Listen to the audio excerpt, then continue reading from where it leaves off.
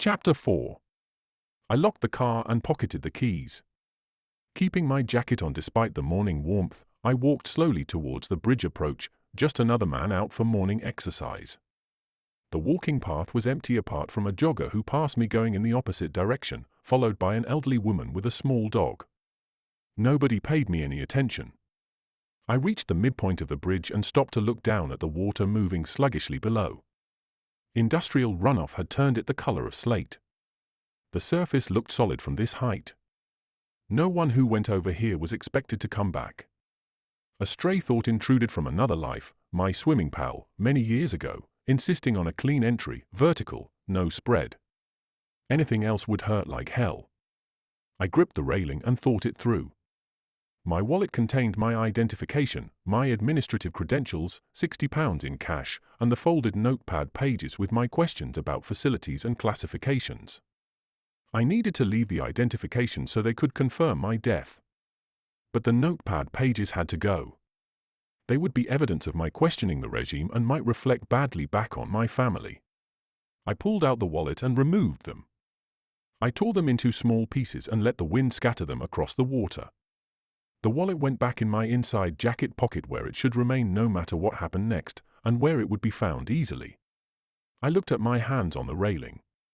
I was pleased to see they didn't tremble now. I thought of Caroline in detention, Linda waiting for help that wouldn't come, Margaret making tea for my father, and a security services officer in our sitting room.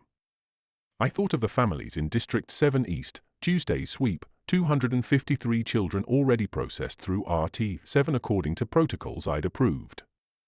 My suicide wouldn't save any of them. But if they believed I was dead, if the regime wrote me off as an administrative casualty rather than a threat, if an investigation was deflected because my demise was evidence of my breakdown, then it might let me try to do something in reparation for all my years of collaboration. Once my demise was logged, I wouldn't be monitored, or tracked, or my movements detailed and analyzed. Because dead men don't need surveillance. I'd be free to move, to ask questions, to try to reach Caroline before Tuesday's sweep. Well, I'd be free to fail, more likely, but at least I'd be free to try. I climbed over the railing, gripped the outer edge and stood on the narrow ledge beyond it. A woman screamed somewhere behind me. Footsteps pounded closer. Sir! Sir, don't! I let go. The fall lasted forever and yet, no time at all. Wind rushed past me, the grey water expanded below, solid and unyielding as concrete. My stomach lurched as some animal part of my brain screamed that this was wrong, that I'd made a catastrophic error, that 50-odd feet was too far and the water too hard. I hit the surface. Cold punched through my chest. The world turned grey and turbulent. Water filled my mouth and nose, pressed against my eyes. My jacket dragged at my shoulders. My shoes were weights pulling me down. I kicked. Hard. The surface was somewhere above, but everything was grey and so cold, my lungs burned. My head broke through. I gasped, sucked in air and water, coughed violently. The bridge loomed overhead. Figures lined the railing, pointing. There was shouting the sense of which I couldn't make out over the roar in my ears. I had perhaps 30 seconds before someone called emergency services, less than that before someone came after me. I forced my arms to move. The current was stronger than I'd expected, pulling me downstream away from the bridge. I let it carry me, keeping my head above water, focusing on breathing. My jacket was trying to drown me.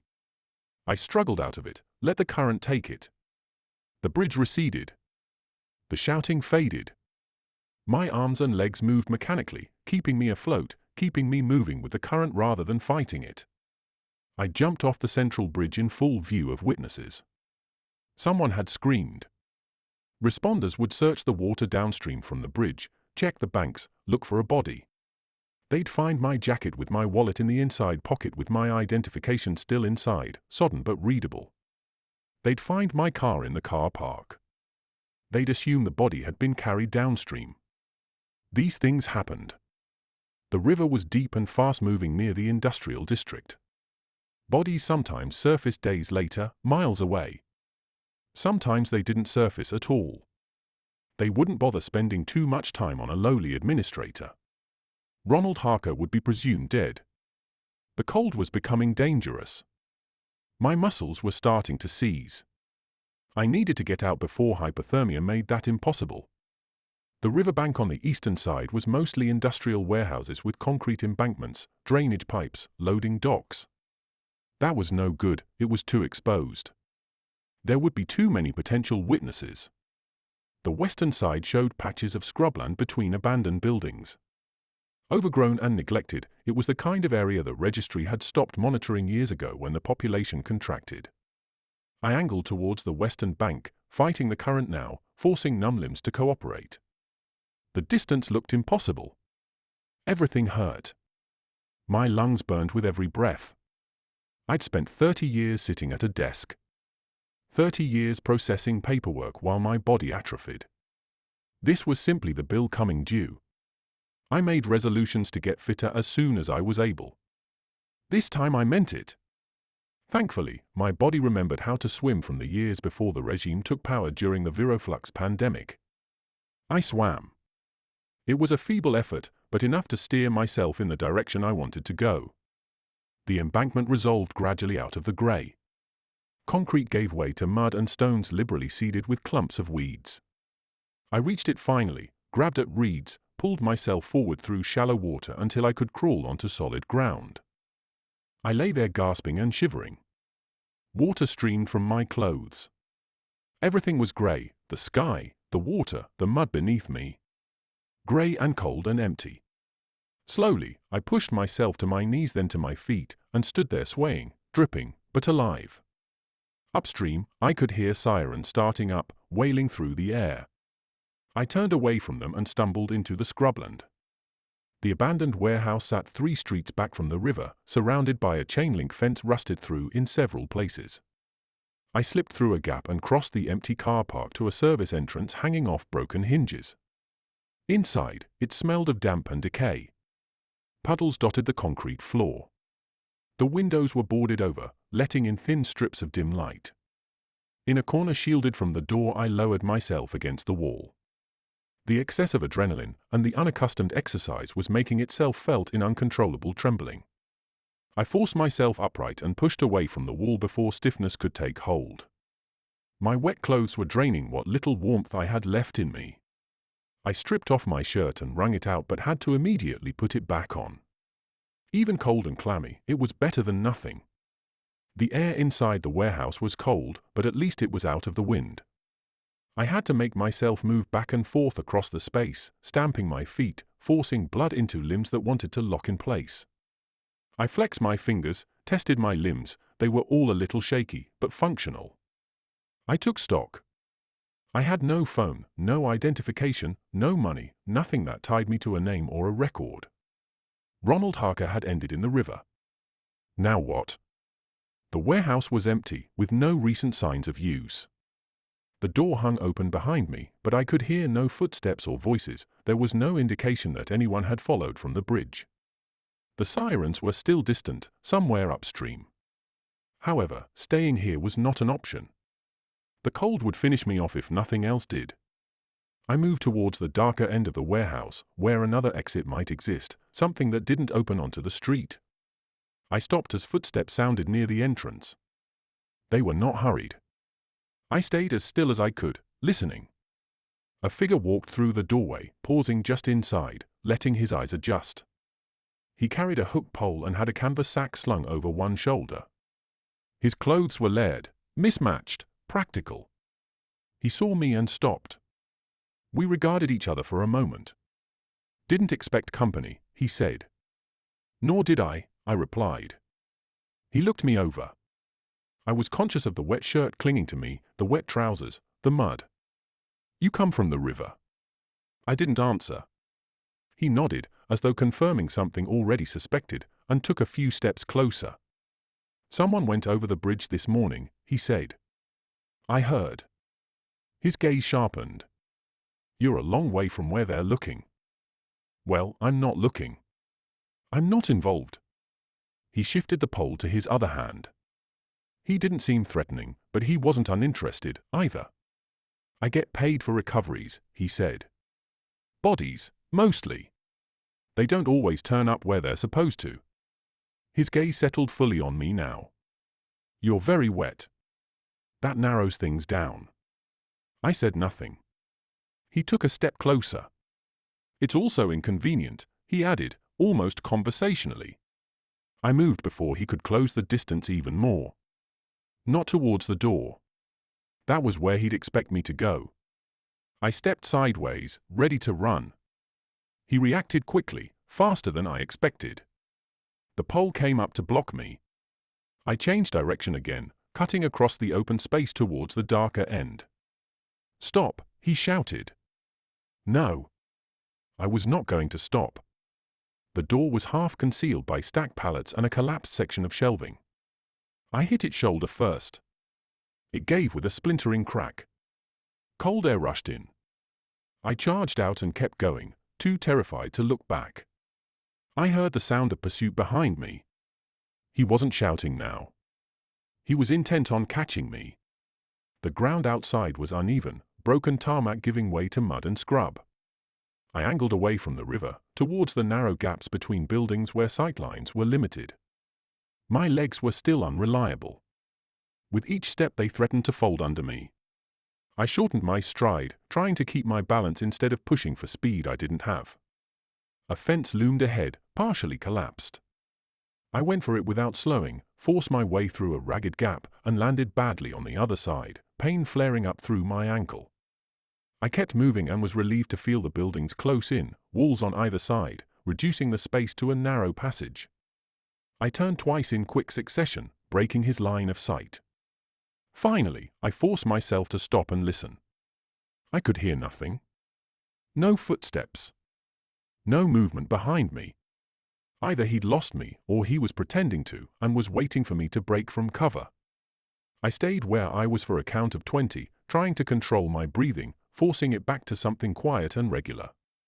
Then, afraid I'd be hit with his pole the moment I moved, I ventured out again.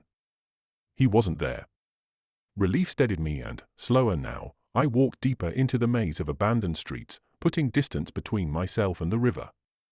I moved through the narrow gaps between buildings until my breathing settled and my thoughts cleared enough to function beyond simple survival. The panic that had driven me through the warehouse and away from the scavenger began to recede, leaving behind something colder and more practical. I was alive.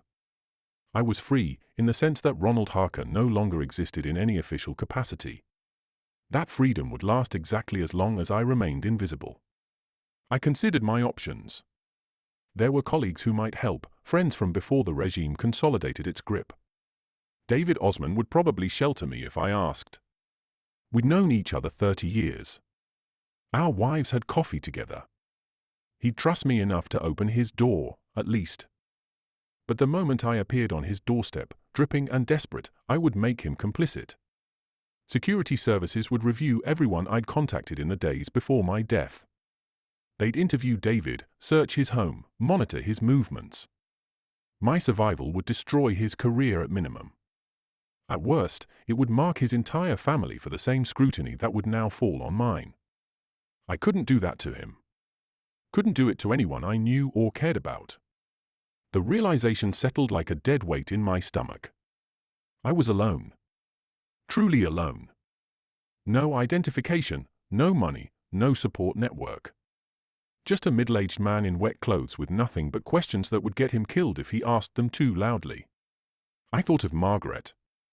She would be in our house at this moment, probably still in the sitting room where my father waited with his security services officer. They would have told her by now. About the car found near the bridge. About the witnesses who saw someone jump. About the jacket recovered downstream with my wallet still in the pocket. Margaret would be crying. She never cried in public, but she would be crying now. Quiet, dignified tears that she'd try to hide behind a handkerchief while my father watched with that careful neutrality he perfected over decades of service. He would be kind to her, in his way. He'd arrange everything. The death notification. The registry correction. The memorial service. All handled through proper channels with appropriate sympathy and the understanding that these things happen sometimes, that the pressure of administrative work could overwhelm even the most dedicated of servants. Margaret would believe it. She'd always trusted the system, trusted me to navigate it safely.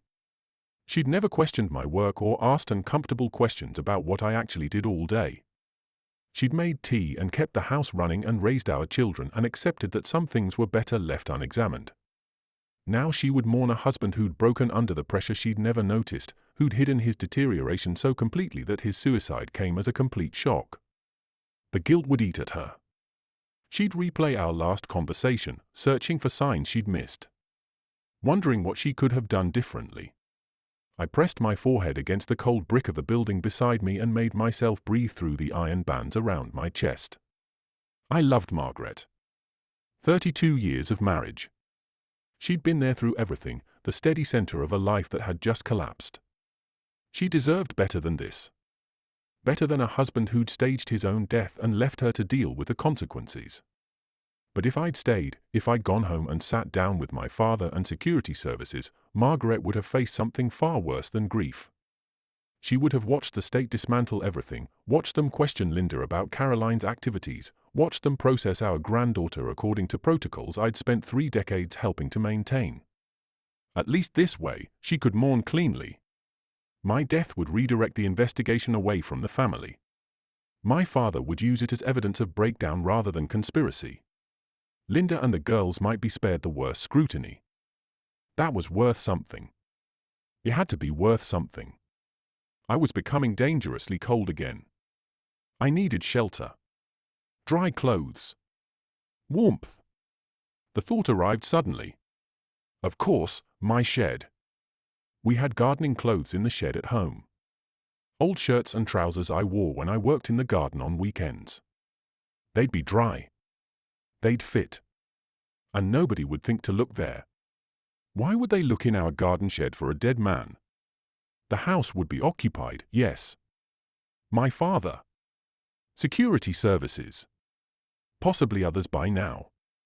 But the garden shed was separate, tucked behind the hedge at the back of the property.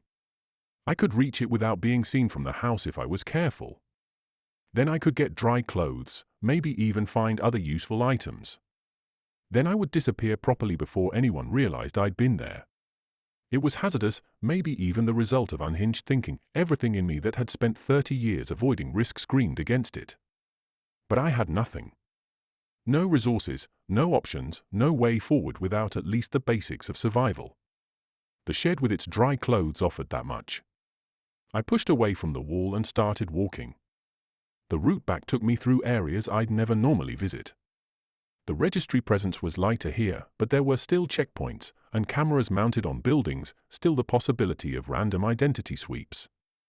I kept to side streets and moved with purpose, trying to look like someone who belonged rather than someone fleeing. My neighborhood appeared after about an hour of walking. Tidy houses with neat gardens. Cars parked in driveways. The visible markers of stability and order that the regime promoted as proof the system worked. I stopped 2 streets away and assessed. My house would be under observation. My father wouldn't leave until he'd secured everything that might be relevant. Security services would be cataloging my belongings, reviewing my files, searching for evidence of planning or conspiracy. The garden could be reached from the alley that ran behind the row of houses. I'd used it dozens of times to bring garden supplies through to avoid tracking dirt through the house. The gate was old, the latch loose. If I was careful, if I timed it properly to dodge the gaze of whoever might be watching, I could slip through. I circled around to approach from the far end of the alley. Moving slowly, I kept to the shadows where hedges and fences created blind spots. The gardens here were neglected. People had stopped caring about appearances when basic survival required more attention. My garden was different. Margaret and I maintained it religiously. We loved it and it was such a pleasing activity to do together. The hedge was trimmed. The grass was neat. The flower beds were a riot of color. We'd given up on growing vegetables and planted a shrubbery instead. The shed sat exactly where it had always been, painted green, unremarkable. I could see the back of the house from here. The kitchen window showed movement inside. Someone was in there, Margaret, probably. Or someone searching the kitchen for I didn't know what. I stayed low and approached the gate. The latch gave without noise. I slipped through and closed it behind me, moving immediately to the cover of an enormous rhododendron bush. The shed was 20 feet away, but an array of shrubs would give me cover to get to it. I still had to be careful of the gaps between them should anyone in the kitchen look out at the wrong moment. I waited, watching the window, until I thought whoever was in there had their back turned. I moved, walking quickly. My heart thumped heavily against my ribs, but I kept my movement steady. The shed door was always unlocked. Margaret complained about that sometimes, but there was nothing worth stealing, so I kept it that way. Thankfully, I reached it, pulled it open, stepped inside, and closed and bolted it behind me. The space was dark and smelled of earth, old wood, and gardening chemicals as I stood perfectly still, listening for any indication that I had been seen. But there was nothing, no shouts, no footsteps, no beams of light searching for intruders, just the distant hum of traffic and the sound of my own breathing. I'd made it. At least for now. I switched on the torch, cupping the beam in my palm so it didn't spill beyond the shed walls. The light fell on the workbench. A flask stood there. Large. Stainless steel. The one we used for winter walks. It hadn't been there this morning. There was a slip of paper beneath it. I stared at it for a moment before picking it up. What on earth? The handwriting was Margaret's. I don't believe it. You wouldn't leave us. Chew this and swallow. She'd signed it with an M and a little heart. For a second I couldn't breathe. She had seen through it. Not just doubted the official version of my death, my wife had known I wouldn't do it. She would have been told that I had gone into the river, and she had understood what I would do, and where I would go. I unscrewed the flask lid. Steam rose in the narrow beam of the torch. Beef stew. Thick. Sustaining. She had prepared this for me, and trusted me to come. A long-handled spoon lay on the workbench. I read the note again. Chew this and swallow. For a moment, absurdly, I almost laughed. The same line she had used years ago slipped into notes that had never been meant to survive beyond the reading of them. Her way of saying, "This is ours, and no one else gets to see it." Margaret, my wonderful wife, was holding the line. Whatever was happening inside that house, questions, scrutiny, the performance of grief, she was managing it. Buying me time in the only way available to her. We both knew I was here, outside officialdom, to do what I could for our family. She'd done her bit. I must not fail. I took a spoonful from the flask, forced myself to eat, to think, to move past this moment before it weakened me. Then I put the lid back on and turned to my gardening clothes, picking out the warmest of them. Under them I found a neat pile of underwear plus an extra pair of socks. That almost broke my composure again. She had thought of everything. Hastily I donned the dry clothing, it was such bliss after the cold clamminess. I folded Margaret's note and slipped it inside my shirt pocket, pressing it flat against my chest where I could feel it above my heart. And where it would not fall to be found by someone else. I stilled for a moment, the shed held its silence around me, with its distinctive smell of damp wood, compost, oil. The faint aroma of stew lingered. Then something outside shifted. Gravel pressed under weight.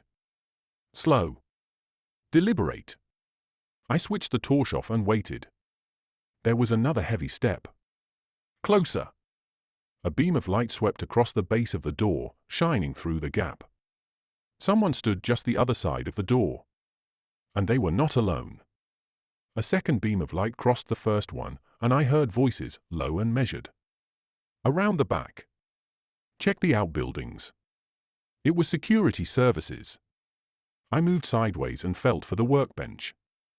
I found the bundle I'd made from my wet clothes, twisted tight and heavy, and picked it up. Nothing could be left behind. A canvas bag Margaret had prepared for me was beside it. I put the strap over my shoulder, kept hold of the wet bundle, and moved towards the back of the shed. The rear window was secured only by an old hook and eye catch. Another sweep of light passed across the door, and the latch rattled as someone tested it. There was no time left. I eased the window hook up. It resisted for a moment and then gave. The door shook harder. I pushed the window open and pulled myself through, landing on the narrow strip of ground behind the shed. Behind me, the shed door splintered. I tightened my hold on the bundle of wet clothing and ran for my life.